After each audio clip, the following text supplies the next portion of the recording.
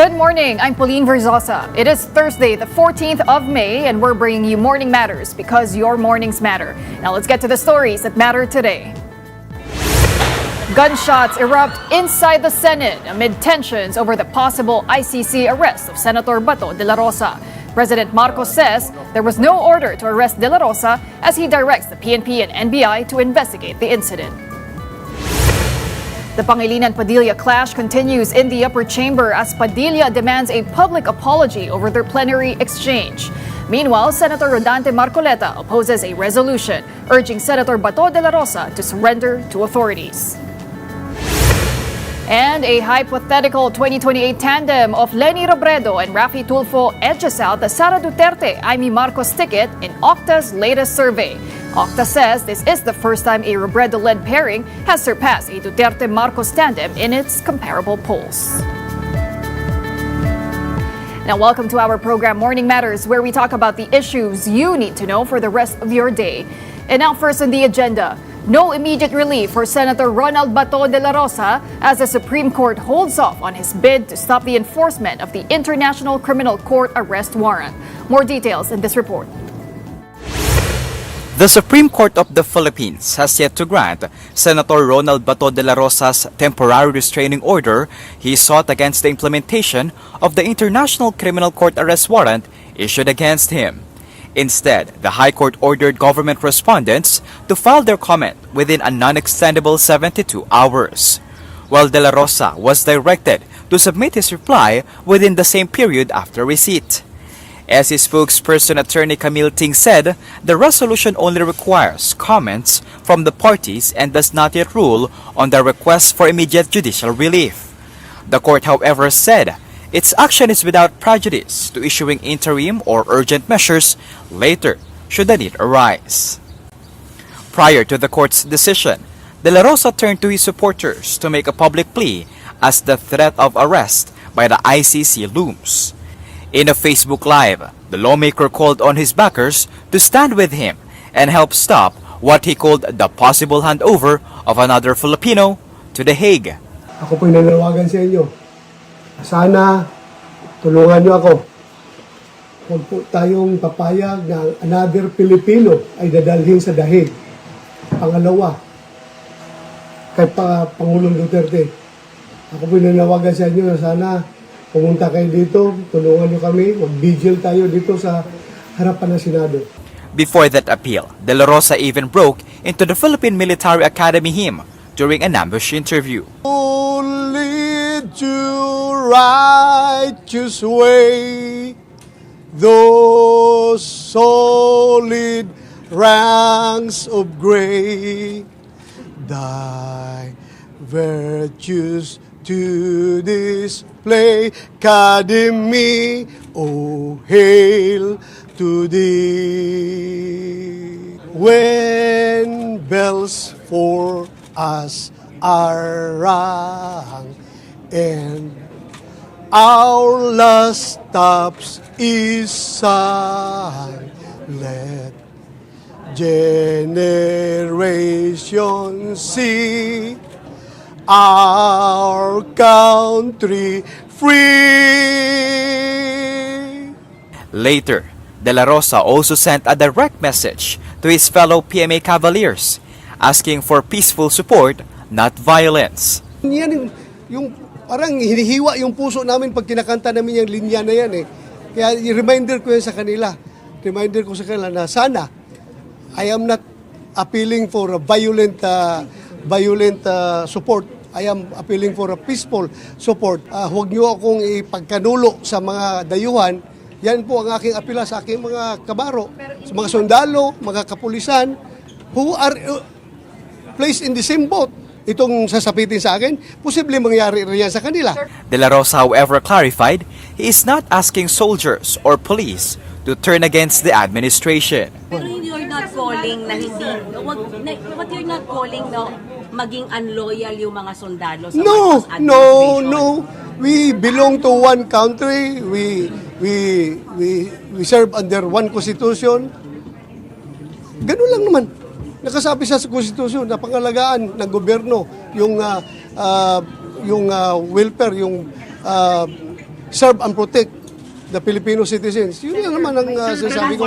He also once again turned to the president for protection, saying political differences should not matter because both of them are Filipinos. How do you suppose the president will grant you that favor, knowing that you're a Duterte ally, sir? Ay, regardless of our political affiliation, Duterte man ako, siya Marcos, naglaban-laban yung dalawang kampo na yan, still the fact remains that ako ay Pilipino at siya ay Pilipino, siya ang presidente at ako ay citizen ng Pilipinas, kanino ako hihingi ng tulong? Malacanang, for its part, said the Marcos administration remains fair and bound by the rule of law.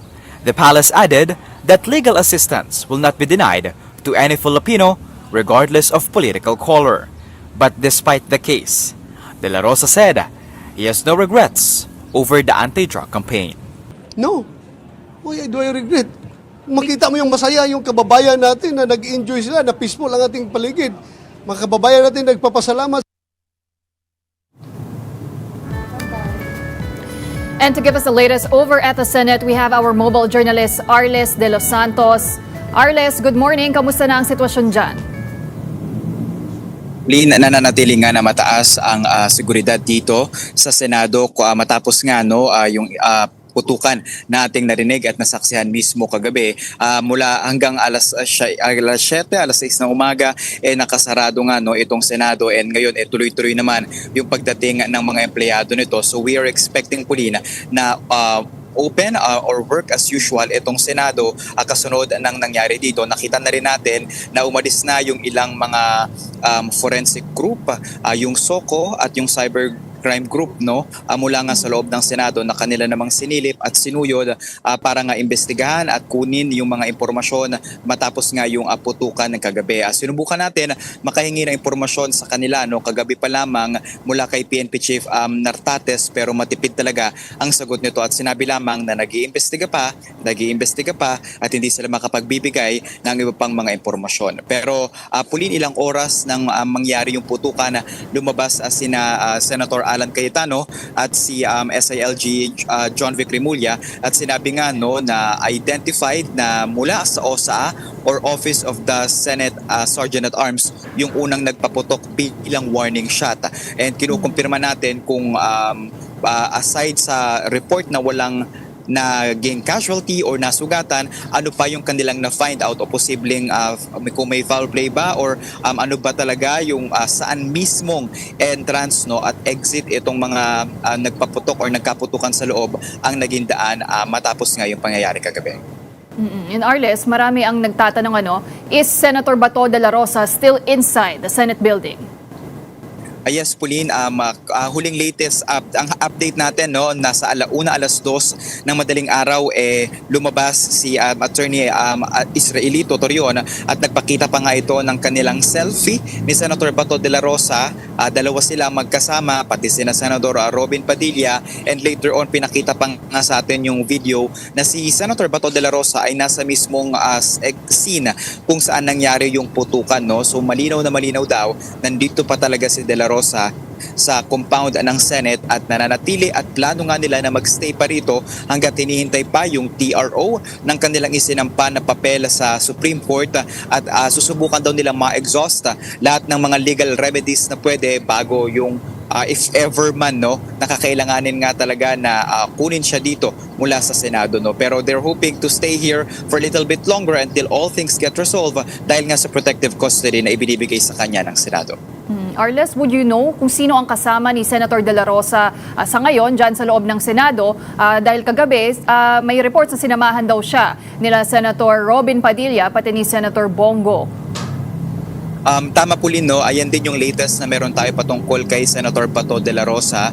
Kasama niya nga at some point kagabi sina Senator Senator Padilla and Senator Bongo, pero hindi siya nakasama doon yung habang nagpuputukan Pauline, yung kasama niya yung majority, sina SP Alan, sina Senator Pia Cayetano, Amy Marcos, Joel Villanueva at yung si Senator Bongo, yung putukan na yun mismo habang nangyayari yun, hindi natin siya nakita doon. We're confirming kagabi kung nasa ang kwarto siya or kaninong office siya, pero hindi yun nasagot ni Attorney Torion. And ginate naman nila na mananatili sila rito ma-resolve yung kailangan ma-resolve. At kanila pang ang napag-usapan Pulin kahapon sa sesyon ng plenaryo, ayon kay Senator Donato Marcoleta, yung pagsuko daw kay Senator Bato de la Rosa kung gagawin man ng Senado ay hindi pag-surrender ng isang wanted sa ICC, kundi ito daw umano ay pagsuko ng ating soberanya. Pulin. Arles, you've been covering the events there since yesterday, ano? So balikan natin yung sequence of events. Nagsimula kasi ito dun sa balita na magkakaroon ng arestuhan dyan sa Senado, di ba? So Arles, balikan natin ano ba yung timeline of events at paano ito nauwi sa gulo? Okay, Pulin, at around 3 p.m. narinig natin na magkakaroon ng press conference or press briefing ang Senate, ang Supreme Court. Inaasahan ito na magiging patungkol sa TRO na i-final nga ni Senator Bato de la Rosa. No? So what we were expecting yesterday ay either granted yung TRO or denied yung injunction na kanilang inihain. No? So from that pa lang nakaramdam na tayo ng tension, biglang lumabas si Senator Bato de la Rosa. Later on sabi niya nag-CR lamang daw siya. And then after niyan, nagpatuloy naman yung sesyon ng plenaryo, bigla namang lumabas yung mga senador at one point kung saan medyo nagkaroon nga no, ng almost altercation or hindi halos magkagirian nga si Senator Padilla at si Senator Pangilinan, and then after nyan bumalik yung mga senador sa plenaryo at nagpatuloy yung sesyon. Around 5 p.m. Pulin, 4 to 5 p.m. around that time, no, sinabi naman ni Senator Bato de la Rosa sa kanyang Facebook Live na nakatanggap nga siya ng impormasyon na anytime moving na daw yung NBI at yung PNP-CIDG at inihahanda na nga na siya ay arestuhin. No? So from that time, talagang naging alerto na yung media dahil after daw ng session, huhulihin na talaga siya.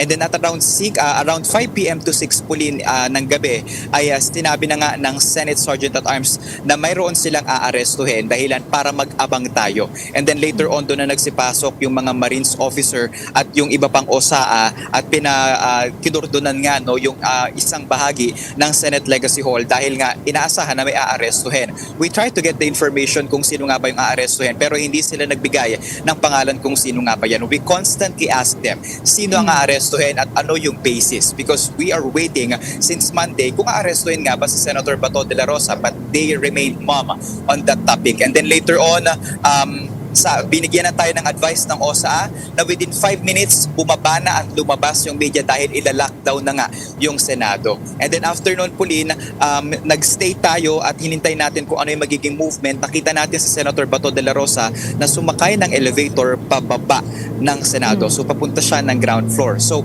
from the second floor sa Legacy Hall, bumaba tayo sa ground floor. We tried to look for Senator Bato de la Rosa but we didn't see him there. We're just shocked, like perplexed kung nasan nga ba siya after that, no? And then narinig na natin yung if you remember guys, yung sinasabi ni Senator Amy na binapareda na daw o may naririnig na operation nga sa first floor ng Senado. Doon na natin narinig yung parang drilling nga dito sa parang boundary ng pinto ng GSIS building at ng Senate mismo. Tinatry natin kumatok at buksan ngayon pero nakikita natin no, na aninag natin yung ilang mga tao, kalalakihan na meron ng ginagawang something doon. No? But again, even yung OSA, hindi nila alam kung ano yung ginagawa doon dahil ever since now, hindi nadaraanan yung part na yun and nakasarado. And then sa Facebook Live ng ating kapatid na reporter, si Mian Los Baños, sinilip natin ito para makakuha ng update. Nakita natin na may development sa taas, may movement yung ating mga otoridad. So umakyat tayo doon and doon na around 7:48 p.m. narinig natin yung sunod-sunod na pagputok ng barel. Hindi na natin mabilang yon and later on, yung nakikita ninyo sa screen, yan na mismo yon. We're just surprised Pulin, no? Kasi itong room na ito, isa sa mga room dyan, yung gilid dyan mismo, yung opisina ng mga staff ni Senator Loren Legarda. At around 5 p.m., sinundan pa natin siya mismo dyan sa lugar na yan. At tinanong natin kung hahulihin ba si Senator Bato de la Rosa, ano yung magiging update, may developments pa for the TRO, and will the Senate remain custody of Senator Bato de la Rosa? Dahil sabi nga ni SP Cayetano, hindi nila isusuko or hindi nila basta-bastang papasukin yung NBI dito. Then things happened and things escalated quickly and later on, total lockdown na yung isinagawa sa Senado at nanatili yung ibang kapatid natin sa media within around parang 30 minutes, naging pasulpot-sulpot at sunod-sunod yung putukan, but after that, wala naman na tayong ibang narinig. Pulin. Okay, so Arles, ano ba yung pwede natin asahan today? May pasok ba dyan sa Senado? And can we expect some of the senators to be there physically? Pauline, at least what we can confirm for now, no, may mga empleyado yung Senado na patuloy na dumarating dito at sa kabilayan ng matindi na seguridad dito. Nakarinig tayo na yung mga kapatid natin sa media hindi na makapapasok kung nasa listahan lamang or request lamang, kailangan may media ID na din. Siguro part ito ng kanilang heightened security, no? And we will just confirm kung darating din ba sina Senate President Alan Cayetano at yung iba pang mga senador, though karamihan sa mga majority Pauline, no, ay lumabas na around 1 or 2 a.m. in the morning once nga no nag-subside yung tension dito at dumating na yung mga otoridad para mag-imbestiga at silipin nga kung saan mismo nangyari yung putukan. Tututukan natin po kung magkakaroon nga ba ng press conferences at kung may initial na nga ba na finding ang DILG, no, yung DILG or yung PNP patungkol sa kanilang investigasyon na ginawa. Pauline. All right, well, thank you very much for your in-depth reporting. That was mobile journalist Arles de los Santos. As reported, tensions gripped the Senate Wednesday night after gunshots suddenly erupted inside the building. Here's a recap of what happened. We don't know bakit kami nandito sa dulo nito. Hindi ko alam hindi ko alam na meron palang... Ay! Oh my God! Oh my God! May nagpaputok! Gunshots suddenly rang out inside the Senate on Wednesday night, triggering panic and confusion. The incident unfolded amid rising tensions over the possible ICC arrest of Senator Bato de la Rosa. Members of the media covering developments inside the Senate were ordered to move back. Moments later, the lights were also cut off. Authorities later disclosed that shortly after 7 p.m., armed men allegedly managed to enter the second floor of the Senate building. According to DILG Secretary John Vic Remulla, OSAA personnel attempted to stop the group, prompting warning shots to be fired. But the armed men allegedly fired back before retreating. Armed men tried to enter through the second floor but were stopped by the OSAA. They had firearms with them, but the OSAA fired a warning shot. They retreated at the back and then started firing indiscriminately into the air. Now, we do not have a definite count of how many people tried to enter the building. Number two, there are no casualties. None. No one was hit, no one is wounded, no one was killed. Number three, we are in the process of determining who is behind this. Despite the alarming incident, Remulla clarified that authorities were not at the Senate to arrest Senator Bato de la Rosa. The President sent me here, number one, to secure the senators. There is no politics at this time. In these times of turmoil, politics goes out the window. We all belong to one country and we all will lead one nation. The President has given strict instructions. Secure the senators, whoever they may be. Next, we are not here to arrest Senator De La Rosa. In fact, we are here to protect him. Let that be clear. I made that very clear to his family. I repeat, we do not know who is behind this, but we will find them. We have all the security footages, and I'm here with the Senate President to assure him that we are only doing this to secure them. Meanwhile, Senate President Alan Peter Cayetano revealed that around 6:45 p.m., some senators received warnings advising them to leave the Senate and go home. We thank God that everyone is safe. We'd like to thank the President, Secretary Teodoro, Secretary Remulla, who personally came here. Chieftain Pinar Datis is here.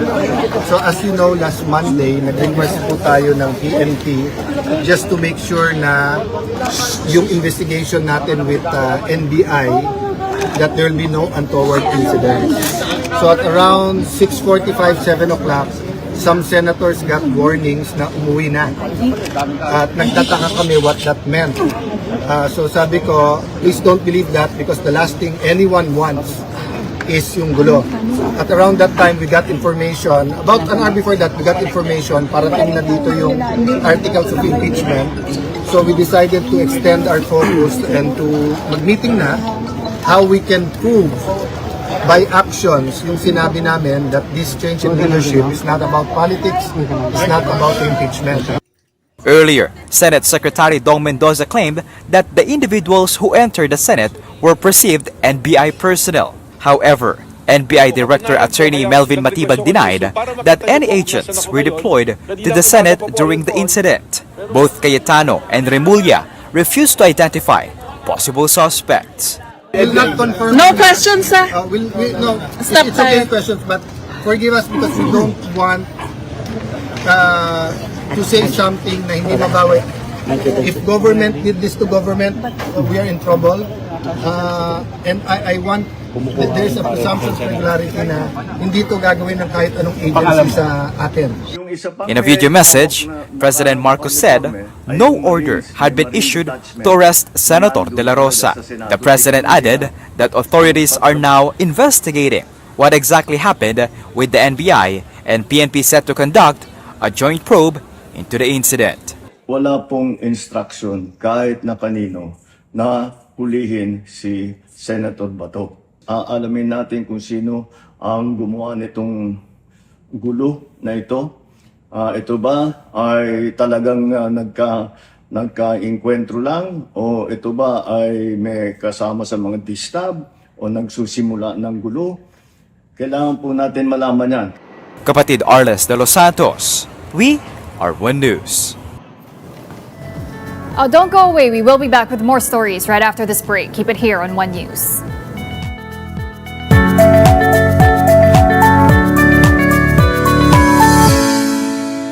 Good morning, I'm Pauline Verzosa, and here on Morning Matters, we talk about the most pressing issues and we give you the context behind the headlines.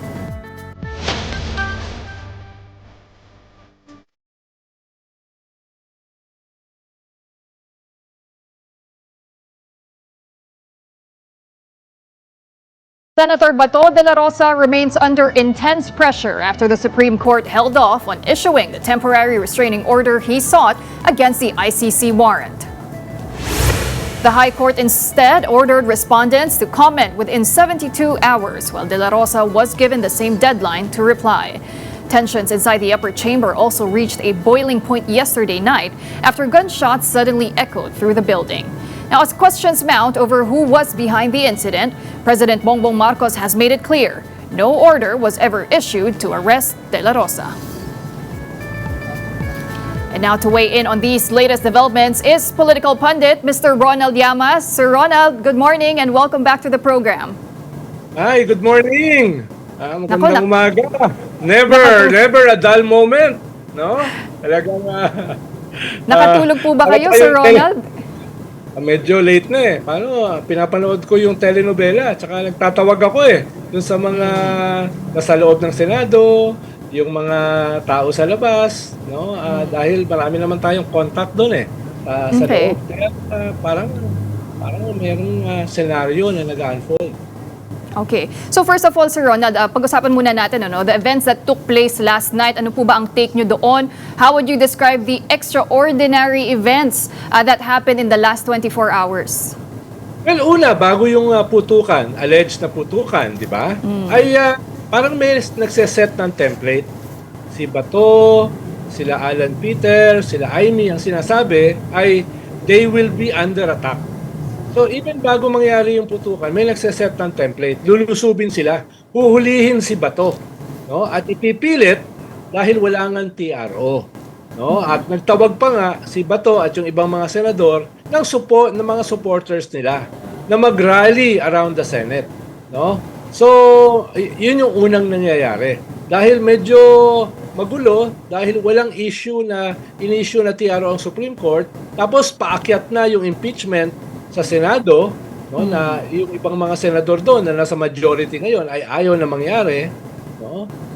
At tapos ikatlo ay kung sakaling makuha si Bato, ay mahihirapan na siyang maibalik sa Pilipinas, katulad na nangyari kay Digong. So medyo desperate na siya.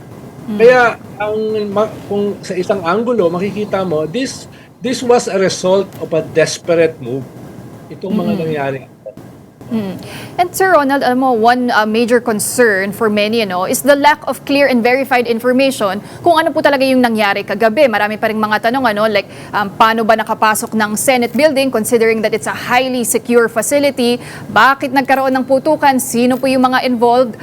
Kayo personally, Sir Ronald, did anything strike as a peculiar or baka unusual dun sa mga nangyari kahapon for you? Marami. Ang sabi ko nga kanina, yung dinidiscuss natin is the template bago yung incident.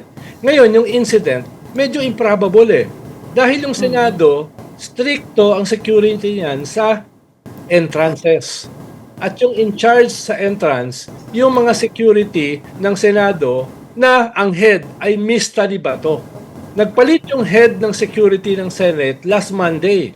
At yung ipinalit, Miss Tani Bato at dating staff ni Alan Peter Cayetano. So, kung sakali magkakaroon ng gulo, sa entrance pa lang. Kung sakaling may pipilit pumasok, sa entrance pa lang magkakagulo na. Dahil nga, very strict yung entrance. At nandun pa nga yung mga Marines. Yung mga Marines ay hindi galing sa labas. Dati na yung security ng Senado. So, sino ang magre-risk na pumasok dyan forcibly? Kung sa entrance pa lang, ay napaka-stricto ng security. Kaya, pero yan, lalabas lahat yan dito sa araw na ito o bukas, makikita natin yung mga ebidensya. Halimbawa, yung forensic evidence. Sino ba yung tinamaan? Tumama ba sa pader? Ilang bala ba? Initially, ang sinasabi, 37 bullet holes So yan, machi-check. Kaninong baril ba nang galing yan? At machi-check din kung sino nagpaputok. Pero pinakamahalaga ay yung CCTV. Dahil ang daming CCTV sa Senado. Nakita mo nga, di ba? Nung tumatakbo si Bato, mula sa simula hanggang sa kwarto niya, may CCTV. So dito, yan yung titignan ngayon ng mga authorities. Ito ba talaga yung forensic evidence? Ano ba talaga yung CCTV evidence? At for now, yung indication ay parang ito ay isang contrived na event. Parang may gumawa ng senaryo. Either para makatakas yung isang senador, or either makakuha ng simpatya, magkagulo, or mapigilan itong impeachment, or makakuha ng TRO. So, ang daming pwedeng objective nung senaryo. Pero, wala akong nakikitang objective at wala akong nakikitang ebidensya na may nagpumilit pumasok at dala-dala mga armas in numbers na marami para kunin si Bato. At sabi nga niya at saka ni Alan Peter, para lusubin sila mismo, yung mga senador. Sabi nga ni IT ay magdedeklara na ng martial law. So, nakikita mo, merong senaryo na sineset Okay, Sir Ronald, sabi niyo po may mga nakausap na po kayo kagabi, this morning, from the Senate, from your insiders, your sources. So, ano po ba yung sinasabi nila about the situation? Would you know kung sino po talaga ang kampo na naunang pumutok ng baril kagabi? Because ang sinasabi dito ni Senator Amy Marcos, may nahuli daw sila na confidential NBI agent mula dun sa Organized and Transnational Crimes Division, at ang chief daw noon na si Attorney Bomediano ang nag-utos daw na pasukin nila ang Senado at hulihin si Senator De La Rosa. But at the same time, you have NBI Director Attorney Matibag saying na walang NBI agent sa loob ng Senado. How do we reconcile that? Sabi ko nga, kung merong huhuli kay Senator Bato, una, marami yan. Ikalawa, armado yan. Ikatlo, dadaan yan sa entrance. Ikaapat, makikita yan sa CCTV. I presume, meron talaga mga NBI doon na hindi armado. Isa, dalawa, tatlo. At yan ay makikita eventually sa CCTV. Pero kung gusto mong hulihin si Bato, na punong-puno ng sarili niyang bodyguard at security, at pinapalibutan ng security ng Senado, at meron pang mga Marines, hindi ganun kadaling gawin yon. Posible na meron kang nahuli na NBI na halos sigurado ko hindi armado. Dahil talaga namang may mga nandyan na minomonitor yung pangyayari. Pero yung lulusubin, kukunin, dapat yan malaking puwersa. Dapat yan fully armed. Wala akong nakikitang ganon. At sinasabi ko nga, manggagaling yan sa labas, sa entrance pa lang.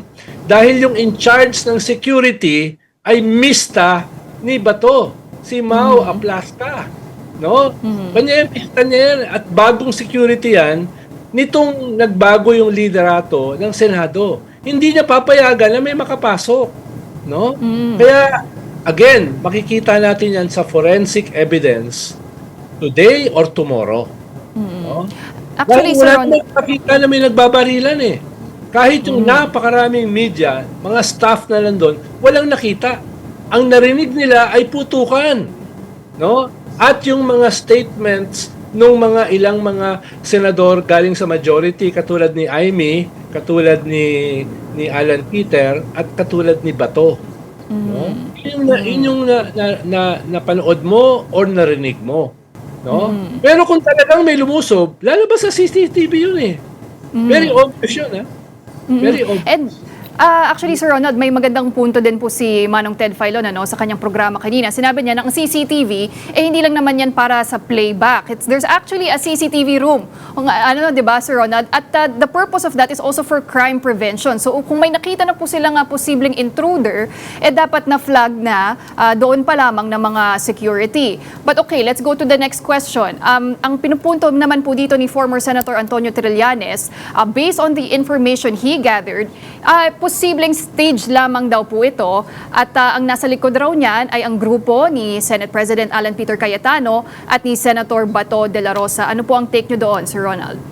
Hindi ako magugulat dahil with the limited information that we have, parang yun yung tinuturo eh. Hindi papunta doon sa may lumuso para hulihin si Bato, tulad ng sinasabi ko kanina. For now, indicatively, ang nakikita natin ay yung perhaps yung teorya ni Senator Trillanes na ito ay stage at may nagke-create ng senaryo for whatever purpose.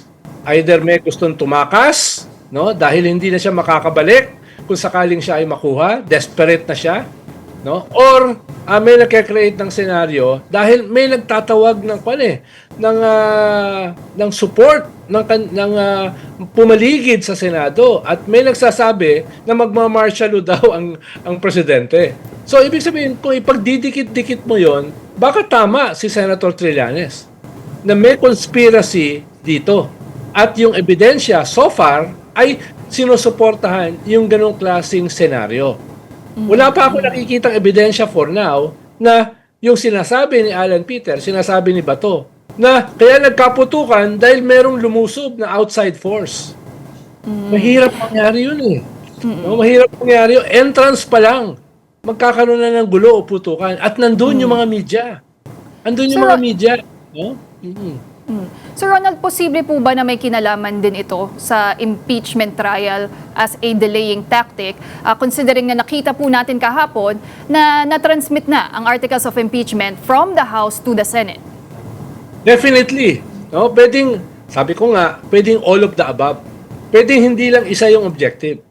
Pwedeng may gustong tumakas, pero pwedeng may gustong pigilin o papagalin yung impeachment dahil sa gulo. Pwedeng merong gustong pilitin yung Supreme Court na maglabas ng TRO today or tomorrow dahil hindi nga naglabas ng TRO. Pero kung may gulo, baka mapilit maglabas, no? So, at ika-apat, pwedeng merong senaryo ng destabilization na sinabi na ni Senator Ping Lacson 2 weeks ago. Kung maaalala mo, merong privilege speech, merong interview si Senator Ping Lacson na may bago na namang destabilization na nangyayari. And this was before the Senate leadership change. No? So, kwanto para ka nanonood ng Netflix miniseries. Hintayin ang susunod na kabanata. Sabi nga nila, Sir Ronald, Senetflix. Diba? Parang pelikula talaga eh. Oo. Ang halaga rito ay yung forensic evidence. No? Yes. Dahil may CCTV yung buong Senado. No? At yung mga barel, mas malalaman mo kung sino nagpaputok. No? Kaninong barel lang galing. Paraffin test. Yung sinasabi ni Alan Peter na may nagbabarena para makapasok. No? Nakabukas yung pintuan doon sa sa GSIS at saka doon sa Senado. Ba't kinakailangan mo ibarena? No? So yan, makikita yan kung may nagbabarena nga. No? Dapat today makita lahat yan. Ang sinasabi ko lang ay for now, yung mga ebidensya, yung mga video ay hindi pabor dun sa senaryo na sinasabi ni Bato at saka ni Alan Peter. Sir Ronald, Meron ng video kung nakita mo na si Sergeant at Arms ng Senado, si Mau Aplasca, ay binibrief niya yung mga security niya. No? At nakabunot pa nga yung kanyang barel. That was before the incident, before the sounds of shooting. No? Sir Ronald, ano naman yung take nyo doon sa naging video statement ng Pangulo kung saan sinabi niya na walang kinalaman dito ang gobyerno, walang instruction para hulihin si Senator Bato de la Rosa and they will be investigating this incident. So essentially, parang dinidistansya talaga nila yung executive from everything that happened yesterday. Pero ano po yung basa nyo doon? Paano kasi kung magkakaroon ng ganyang klaseng attempt na hulihin si Bato, dapat yung mga leaders ng DILG, ng PNP, ng NBI, nandun sila lahat. Wala sila dun Si Melvin Matibag nasa isang hotel, nagpe-fellowship sa kanyang mga NBI pagkatapos ng isang conference ng meeting. Tapos si John Vic dumating late at sinecure niya yung mga senador. No? Si John Vic Remulla. Tapos si Chief PNP dumating din. No? Ibig sabihin, lahat sila late no? At kung sakaling merong ganong attempt, halos sigurado ko dapat nandun sila to enforce the order. Kaya kinakailangan magsalita ng presidente para ipaliwanag, walang ganong order. At yung mga head ng mga law enforcement agencies ay wala doon. No? Wala doon. No? At totoo naman, wala sila ron. At yung sinasabi, may nahuli na isang NBI. Posible. Pero isa, tapos walang armas, uhulihin si Bato sa puno-puno ng security, parang malayo sa katotohanan. Yun lang ang sinasabi natin. Okay, so as a final question, Sir Ronald, dahil wala pang TRO nga mula sa Supreme Court, pwede bang arestuhin ng mga autoridad pa rin si Senator Bato de la Rosa? At ano po yung mga nakikita niyong possible scenarios in the coming days and weeks? Well, legally, wala namang impediment. No, paano nga walang TRO? Pero ang mukhang ang plano ng PNP, DILG, ng NBI, ng ating law enforcers ay pahupain muna at sundin yung sinabi ng Supreme Court na sumagot, all parties involved, sumagot within 72 hours. Mukhang ganun yung framework. Kaya tingin ko yun yung isang dahilan bakit lumabas si President Marcos kagabi. No? Pero again, ang sinasabi ko, yung ebidensya ang magsusupport sa either claims. CCTV, forensic, ballistic analysis, paraffin test, mga testimony ng mga nandun, no, yung mga nakakita o hindi nakakita, yun yung eventually magsasabi na itong nangyari. Pero for now, ay walang ganong indication yung senaryo na sinasabi ni Alan Peter at saka ni Bato. No? Masyadong weak yung sinasabi nila, may nahuli kaming isang NBI. Ha? Parang labo, di ba? Alright, well, we're gonna leave that there for now. Marami pa po tayong aabangan. But for now, thank you very much for sharing your insights with us. That was Political Pundit, Mr. Ronald Llamas. Thank you, sir. Salamat din at magandang umaga. Now, the Senate remains under tight security following the gunfire incident last night. And for the latest situation outside the Senate, we now go to our mobile journalist, Francis Rivera. Good morning, Francis. Kamusta na ang sitwasyon dyan sa labas ng Senado? Yes, Bobby, good morning and good morning po sa ating mga viewers. Actually, andito ako ngayon sa loob ng Senate premises, no? Pero sinilip natin yung labas nitong Senado kasi kanina medyo pinayagan tayo at humingi lang tayo ng konting oras para tignan yung sitwasyon doon sa labas ng Senado dito sa may Jokno Boulevard, ano? At ang isa sa mga nakita natin yung mga supporter ni Senator Bato de la Rosa kasabayan din talaga natin na nag-overnight, ano? At ang naalala ko nga kaninang madaling araw, since dito rin tayo nagpahinga, talagang nagantabay tayo sa mga mangyayari. ay nagpapatugtog pa sila ng mga bandang 2 AM to 3 AM ano at talagang meron pa nga silang isinagawang parang prayer or parang prayer no kanina doon sa may labas no at may entablado na silang sinet-up din doon no kagaya kahapon pero hindi kagaya nung mga naunang mga bandang 6 or 5 or 6 PM kaninang kahapon medyo manipis na rin yung mga supporter ni Senator Bato dito sa labas ng Senate ano at ayan nagtayo nga sila ng tent at mga monoblock at natanungan natin sila no kung paano ba kayo kumain or paano man lang kayo nakapagpahinga sabi nga nila nagtulong-tulong sila kahit papaano makakuha sila ng pagkain o makabili or makapag-produce sila ng pagkain at inumin para sa kanilang mga kasama doon kanina. Pero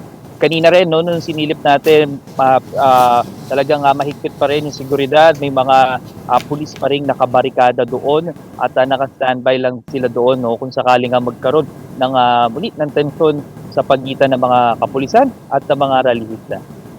All right. Well, thank you very much for that update. That was mobile journalist Francis Rivera. I'll stay tuned. Morning Matters will be back after this short break. Stay with us.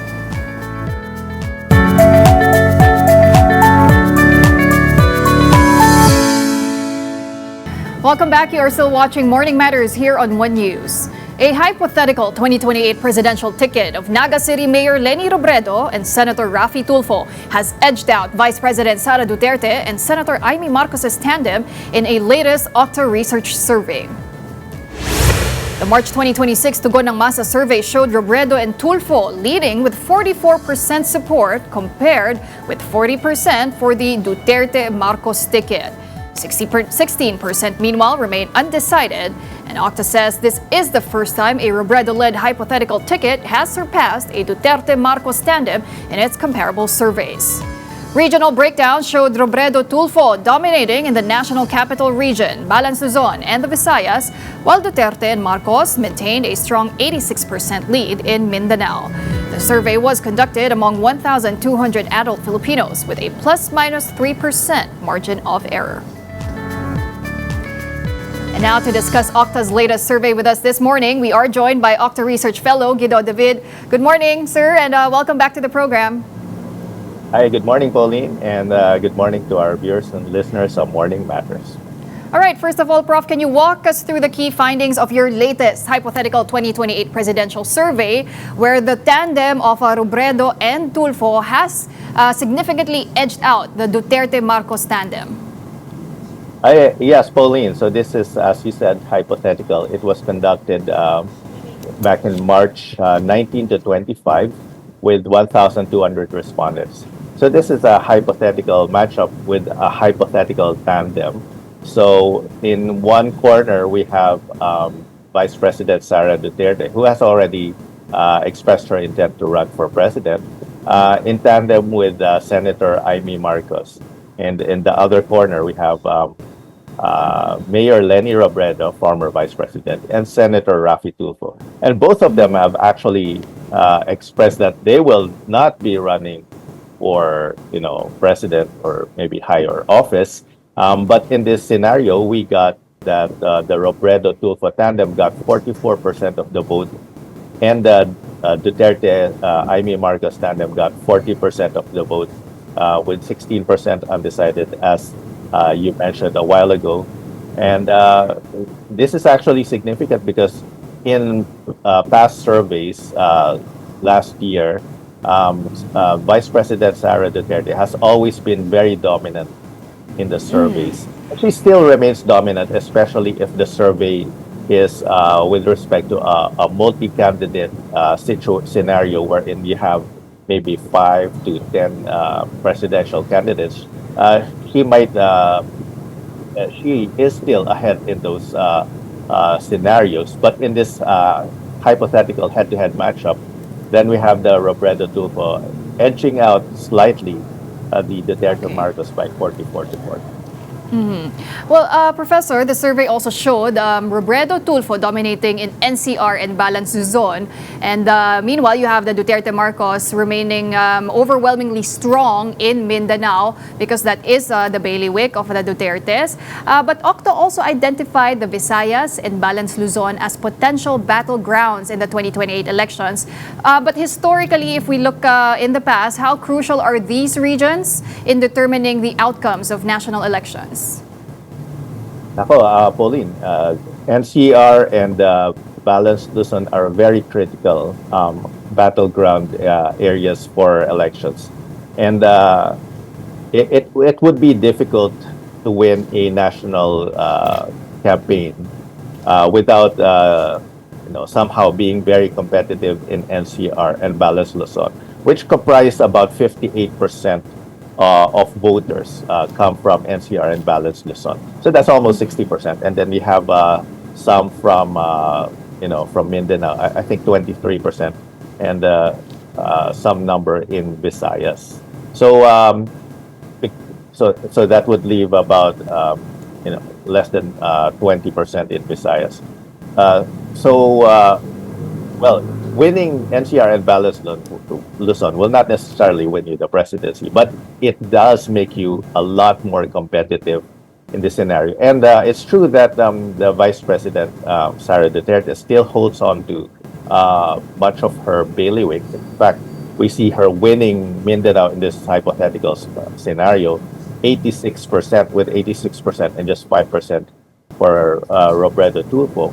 But they're a lot more competitive in Visayas. It's 48 versus 40. But in NCR, Robredo Tulfo is getting 61 and Duterte Marcos just 23. And it's similar in Balance Luzon.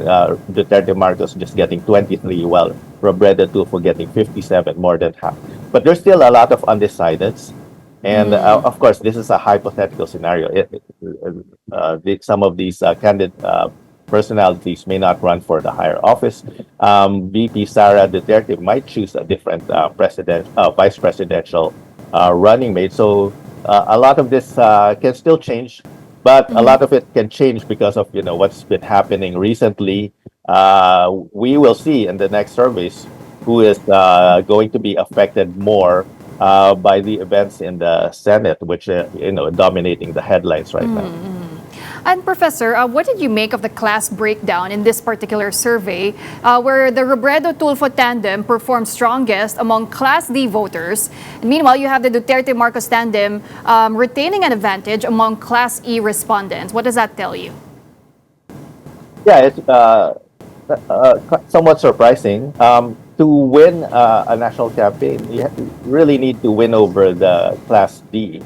Because they're majority. I think they're at least 60% of the voters. And it's surprising that Class E is still highly supportive of the Vice President, Sara Duterte. Because, at least with the present administration, I believe they're giving a lot of assistance in the form of ayuda and most of the beneficiaries are from Class E and maybe some from Class B. So if that's I know that we're supposed to give ayudas to help people, but as a political strategy, it's not clear if that's working actually. So in terms of getting voters, maybe it will work, maybe it will change their perception. But right now, there's a significant lead in Class E for the Vice President's side. And I'm curious, Professor, how did you choose the pairing of Leni Robredo and Raffy Tulfo for this survey? Because both have already publicly said that they are not planning to run in 2028. Well, in a way, Pauline, we're looking for something competitive, because if it's not competitive, it would be boring. And if we actually, this is on air, so but we did test out some scenarios which we did not release. We have been testing that over the past. Yes, so there are other scenarios, but this one's actually, probably the most exciting in terms of being competitive. Like in basketball, if it's a comeback game, it's not very exciting, right? But if it's a close game, okay. it's more exciting. So in terms of political race, this is actually more interesting. But like I Okay. said, it could change a lot over the next coming months. And some personalities which may not be included in this matchup or in this survey may actually rise up to the top and be competitive. So surprises can still happen. So you took a look at different scenarios here. I'm interested to know, Professor, which tandems did not perform so well? Did you try any other potential candidate with, let's say, the former Vice President Leni Robredo, and the numbers didn't turn out so well?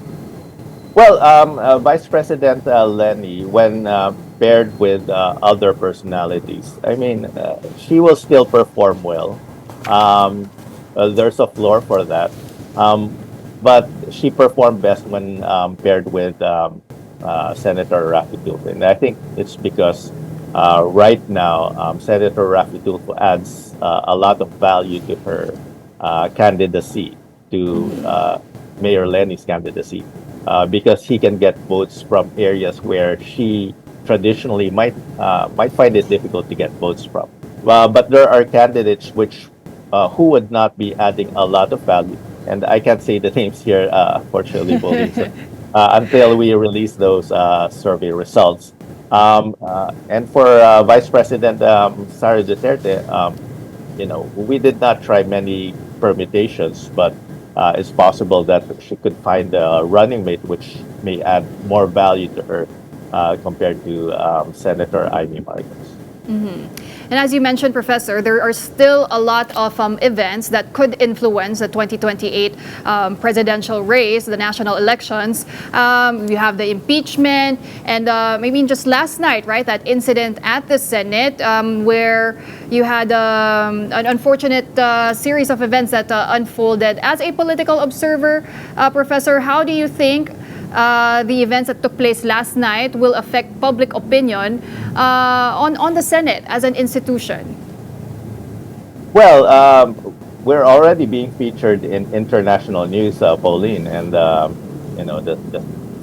what happened last Monday in the Senate is in international news. So everybody's observing, watching us.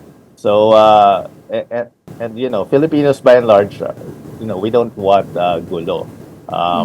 We don't want these things. We rather focus on just, the work, the task at hand.